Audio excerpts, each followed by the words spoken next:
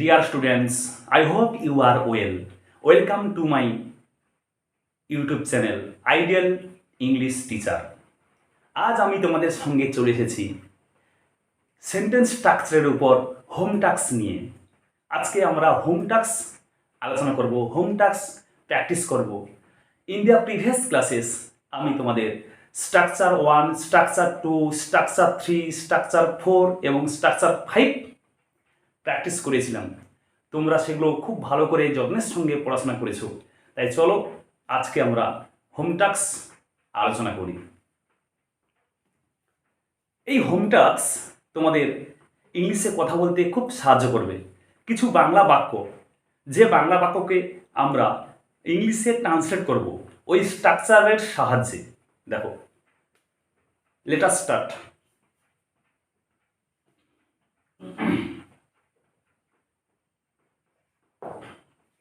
First sentence, Bengali sentence.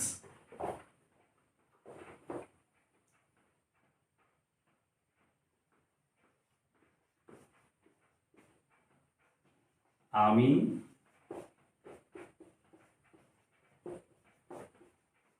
ইংরেজি জানি। তার আগে হোম টাস্কটা লিখে দিই। Home task,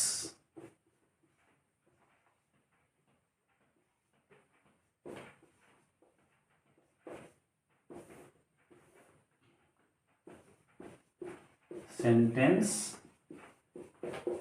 making. দেখো, 1 নম্বর হোম টাস্ক, আমি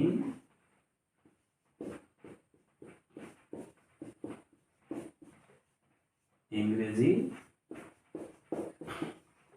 জানি। এটাকে ইংলিশে ট্রান্সলেট করতে হবে, তোমাদের নাম্বার বসাতে হবে, সাবজেক্ট, ভার্ব, অবজেক্ট, উপযুক্ত প্রিপোজিশন, কমপ্লিমেন্ট বসাতে হবে এবং শেষে বলতে হবে কত নম্বর স্ট্রাকচারে পড়েছে। দেখো,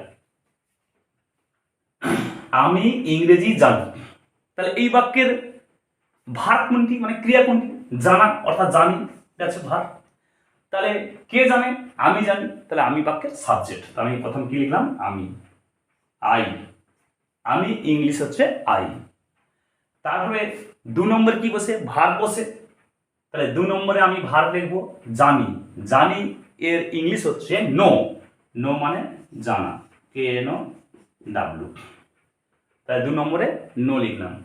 এরপরে 3 নম্বরে আমরা জানি কমপ্লিমেন্ট বসে অথবা অবজেক্ট। তাহলে এখানে দেখো কি বা কাকে দিয়ে প্রশ্ন করলে ভার্বকে যে উত্তর, যদি উত্তর পাই তাহলে সেটা হচ্ছে অবজেক্ট। তাহলে অবজেক্ট হবে, কমপ্লিমেন্ট হবে না। কি জানি? ইংরেজি। তাহলে উত্তর পাচ্ছি, তাহলে এখানে অবজেক্ট বসবে 3 নম্বরে ইংলিশ, ENGLISH। তাহলে আই নো ইংলিশ। এবারে আইটা হচ্ছে বাক্যের কি? সাবজেক্ট। নোটা বাক্যের কি? ভার্ব। তাহলে ভার্ব লিখলাম। ইংলিশটা হচ্ছে অবজেক্ট, OBJECT। তাহলে সাবজেক্ট 1 নম্বর, ভার্ব 2 নম্বর, অবজেক্ট 3 নম্বর। তাহলে 1 নম্বরে সাবজেক্ট, 2 নম্বরে ভার্ব জানি, 3 নম্বরে কি জানি? ইংরেজি। তা 3 নম্বরে অবজেক্ট ইংলিশ লিখলাম। তাহলে এটা কত নম্বর স্ট্রাকচার পড়ছে? দেখো, 3 নম্বর স্ট্রাকচার। 3 নম্বরের স্ট্রাকচার দেখো এটাই রয়েছে। তাহলে আমি এখানে লিখে দেবো STRUCTURE, structure 3। That's a structure 3, 3 number structure.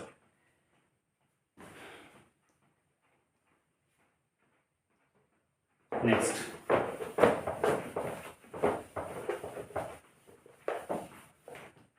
দেখো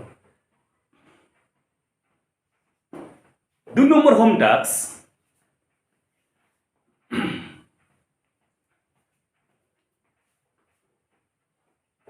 আমরা সকালে চা খাই।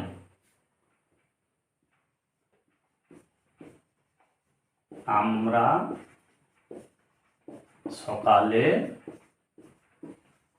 চা খাই। দেখো এটাকে কিভাবে ইংলিশে ট্রান্সলেট করব। তাহলে প্রথমে বাক্যের সাবজেক্ট, এই বাক্যের সাবজেক্ট কি আমরা, তাহলে আমি কি লিখলাম উই। তারপরে 2 নম্বর কি বলছে ভার্ব, এই বাক্যের ভার্ব কোনটা খাওয়া, খাওয়াটা হচ্ছে কাজ, তাহলে খাই। দেখো চাটা খাওয়া হয় না, চা পান করা হয়, চা নেওয়া হয়, তাহলে এখানে খাই অর্থে নেওয়া নেই, তাহলে হবে টেক। টেক মানে হচ্ছে নেওয়া, টি এ কে, ভার্বের প্রেজেন্ট রূপ, তাই তো খাই, তাহলে উই টেক। 2 নম্বরে ভার্ব বসালাম টেক। আচ্ছা আমরা কি নিই, চা, কি খাই, চা খাই, তার চাটা হচ্ছে অবজেক্ট, তার অবজেক্ট আছে এখানে আমরা টি লিখলাম 3 নম্বরে।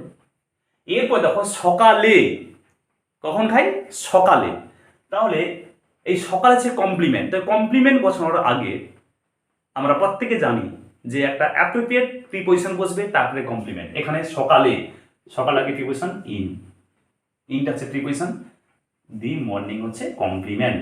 সকাল ইংরেজি হচ্ছে দি মর্নিং, MORNING। তাহলে লিখে দাও, প্রথমে উইটা হচ্ছে বাক্যের সাবজেক্ট, সাবজেক্ট লিখলাম, টেকটা হচ্ছে ভার্ব, সাবজেক্ট 1 নম্বরে বসে, টেকটা ভার্ব VERB, তাহলে এখানে 2 নম্বরে ভার্ব, 3 নম্বরে অবজেক্ট বসে, তাহলে এটা হচ্ছে অবজেক্ট, অবজেক্ট রয়েছে এখানে 3 নম্বর, এটা 3 নম্বর দিলাম। 4 নম্বরে প্রিপজিশন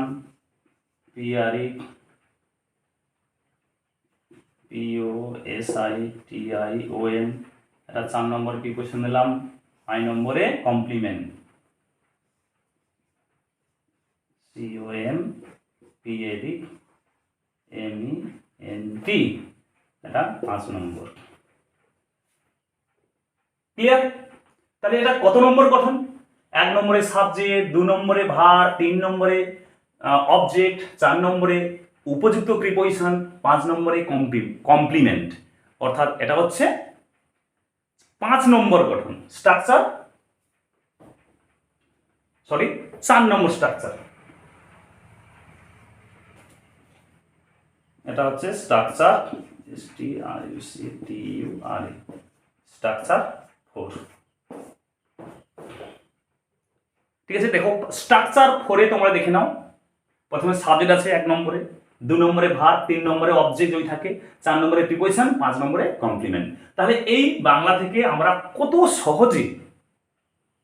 সহজে 4 নম্বর স্ট্রাকচার ব্যবহার করে আমরা ইংলিশে ট্রান্সলেট করতে পারলাম। Next,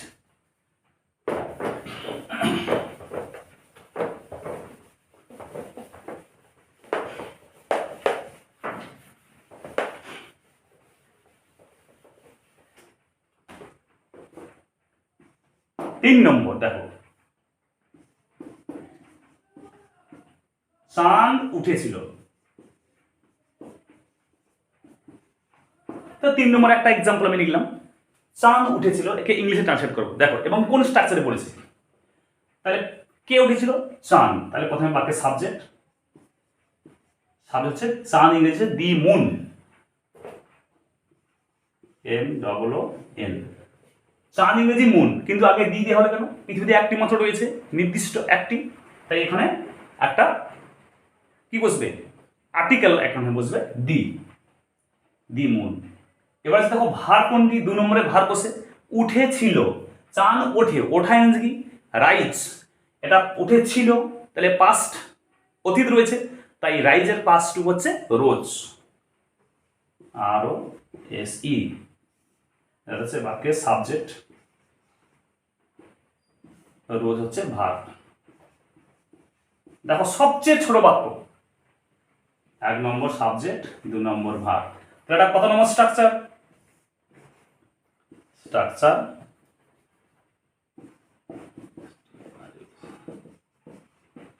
structure 1। দেখো 1 নম্বর স্ট্রাকচার আমি বলেছিলাম, সাবজেক্ট আর ভার্ব দিয়ে আমরা বাক্য তৈরি করতে পারি যদি মনের ভাব বা কমপ্লিট সেন্স বা কমপ্লিট মিনিং থাকে, তাহলে সেটা একটা সেন্টেন্স হবে। সবচেয়ে ছোট বাক্য সাবজেক্ট আর ভার্ব দিয়ে তৈরি করছি, চাঁদ উঠেছিল, দি মুন রোজ, 1 নম্বর স্ট্রাকচারের সাহায্যে।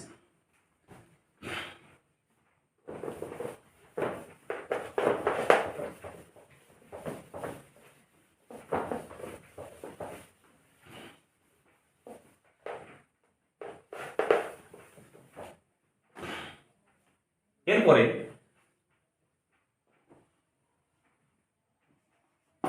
4 নম্বর দেখো,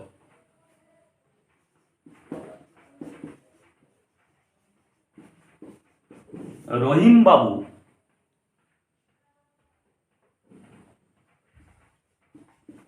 আমাদের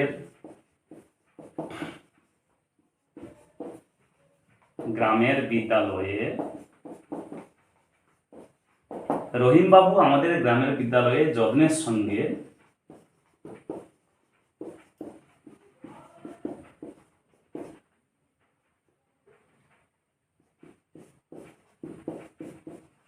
ইংরেজি শিক্ষা দেয়। দেখো একটা বড় বাক্য, তাই তো, বড় বাংলা বাক্য হয়েছে রহিম বাবু আমাদের গ্রামের বিদ্যালয়ে যত্নের সঙ্গে ইংরেজি শিক্ষা দেয়। বড় বাক্য হয়েছে তো কি হয়েছে, নো প্রবলেম, আমরা ভেরি ইজিলি স্ট্রাকচারের সাহায্যে সমাধান করতে পারবো, ইংলিশে ট্রান্সলেট করতে পারবো। দেখো প্রথমে বাক্যের সাবজেক্ট বসাও, এই বাক্যের ভার কোনে দেখো, রহিম বাবু আমাদের গ্রামের বিদ্যালয়ে যত্নের সঙ্গে ইংরেজি শিক্ষা দেয়। তাহলে শিক্ষা দেওয়াটা হচ্ছে ভার, কাজ করা যাচ্ছে। তাহলে যদি শিক্ষা দেওয়া ভার হয় তাহলে কে শিক্ষা দেয়, রহিম বাবু। তাই রহিম বাবু বাক্যের সাবজেক্ট। তাহলে প্রথমে দেখো রহিম বাবু,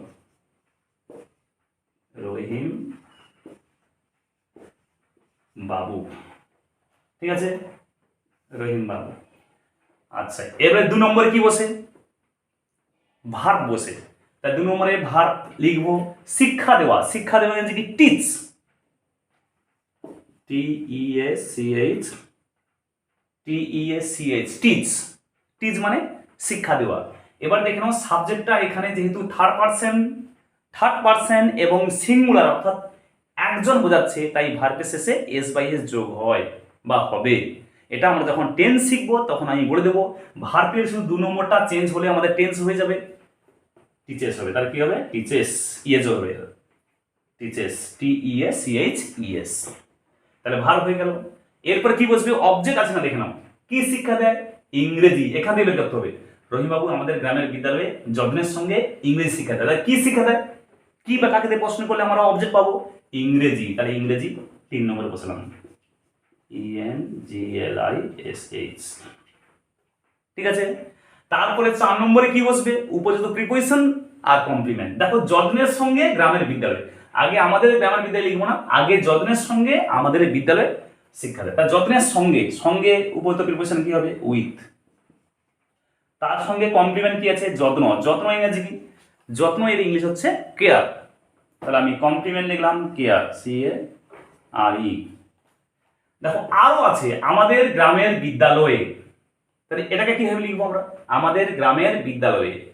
এরপরের কমপ্লিমেন্ট লিখতে গেলে আমাদের আরো একটা প্রিপোজিশন যোগ করতে হবে, অ্যাপ্রোপ্রিয়েট প্রিপোজিশন, তারপরে কমপ্লিমেন্ট লিখতে হবে। গ্রামের বিদ্যালয়ে এ বিভক্তিতে ইন হয়, অ্যাডও হয়, ইনও হয়। তাহলে আমরা এখানে লিখবো ইন।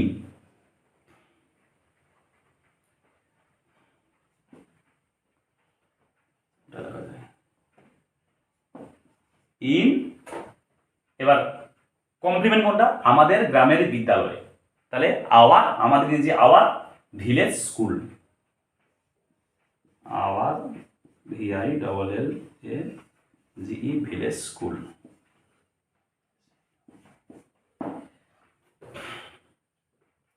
তাহলে Rahim babu teaches English with care in our village school. দেখো এটা হচ্ছে সাবজেক্ট, এটা ভার্ব, এটা অবজেক্ট। তাহলে সাবজেক্ট, ভার্ব, অবজেক্ট, এটা কি হবে, প্রিপোজিশন, PRE। এটা কি হবে, কমপ্লিমেন্ট, COM। আবার প্রিপোজিশন, PRE, আবার কি, তারপরে হচ্ছে কমপ্লিমেন্ট। দেখো আমি প্রথম সাবজেক্টের উপরে 1 নম্বর বসালাম, ভার্বের উপরে 2 নম্বর বসালাম, অবজেক্ট 3 নম্বর, উপযুক্ত প্রিপোজিশন 4 নম্বর, কমপ্লিমেন্ট 5 নম্বর, আবার প্রিপোজিশন 6 নম্বর, কমপ্লিমেন্ট 7 নম্বর। দেখো রহিমবাবু 1 number, teaches 2 number, verb English object, object English 3 number, বোধ প্রিপোজিশন উইথ 4 নম্বর বসছে, কমপ্লিমেন্ট এখানে যত্নের সহিত, যত্ন 5 নম্বর, আবার গ্রামের বিদ্যালয়ে আবার কি প্রিপোজিশন আসবে, প্রিপোজিশন ইন হয়েছে এখানে 6 নম্বর, আর কমপ্লিমেন্ট তারপরে আমাদের গ্রামের বিদ্যালয়, আওয়ার ভিলেজ স্কুল 7 নম্বর। তাহলে এটা কত নম্বর স্ট্রাকচারে পড়েছে? দেখো একেবারে শেষ যে স্ট্রাকচারটা আমি করেছিলাম, মানে এর আগের ক্লাসে যে শেষ স্ট্রাকচার, এটা হচ্ছে স্ট্রাকচার 5। এটা হচ্ছে স্ট্রাকচার 5। দেখো তাহলে 5 নম্বর স্ট্রাকচার অনুযায়ী আমরা এই বাংলা রূপটিকে ইংলিশে রূপান্তরিত করলাম এবং একটা বড় বাক্যকে আমরা ইংলিশে ট্রান্সলেট করলাম।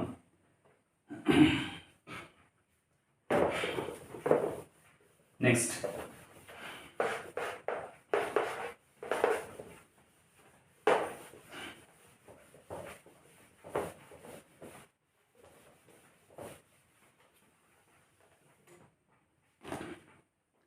এরপরে আর একটি বাংলা বাক্য, আমাদের একটি বাগান আছে।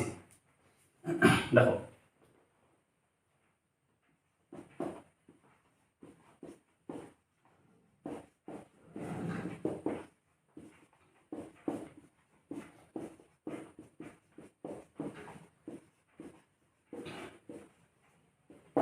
এটাকে কিভাবে ট্রান্সলেট করব?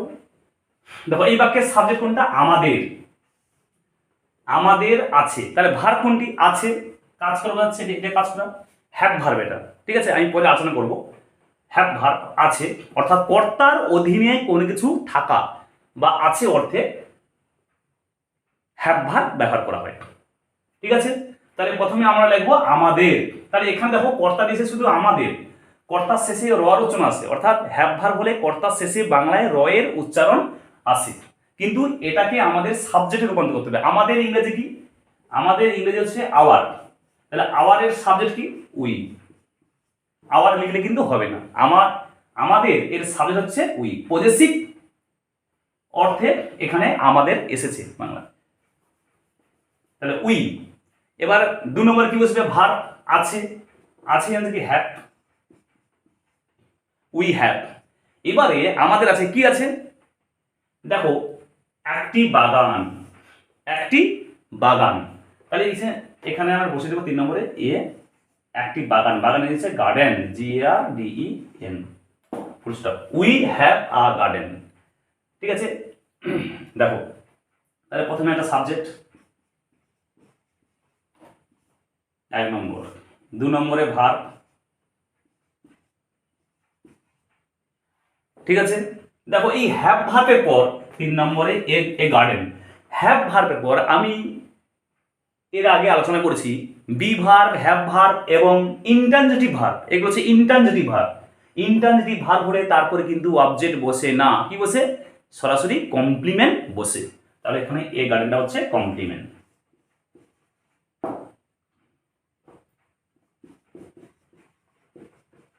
কমপ্লিমেন্ট আমি লিখে দিলাম 1 নম্বর, 2 নম্বরে ভার্ব, 3 নম্বরে কমপ্লিমেন্ট।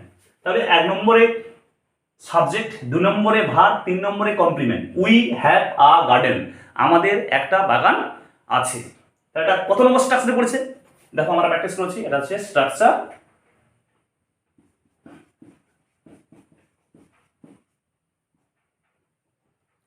2,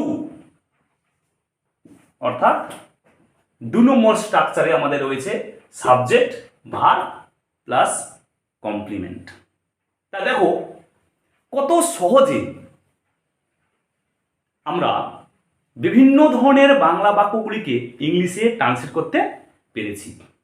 তাহলে স্পোকেন ইংলিশ আমাদের কাছে কিছুই নয়, যদি আমরা এই স্ট্রাকচারগুলো এবং সেন্টেন্স মেকিং খুব ভালো করে আমরা রপ্ত করতে পারি, তাহলে আমাদের কাছে স্পোকেন ইংলিশ কিছুই নয় এবং আমরা ইংলিশে খুব সহজে আমরা কথা বলতে পারবো। তাহলে আজকে এই পর্যন্ত। তবে শেষ করার আগে প্রত্যেকে আরেকটি কথা বলে রাখি যে আমার চ্যানেলে তোমরা প্রথম হলে সাবস্ক্রাইব করে দেবে এবং সমস্ত নোটিফিকেশান সবার আগে পাওয়ার জন্য অল নোটিফিকেশান অন করে দেবে আর সঙ্গে লাইক এবং শেয়ার করবে।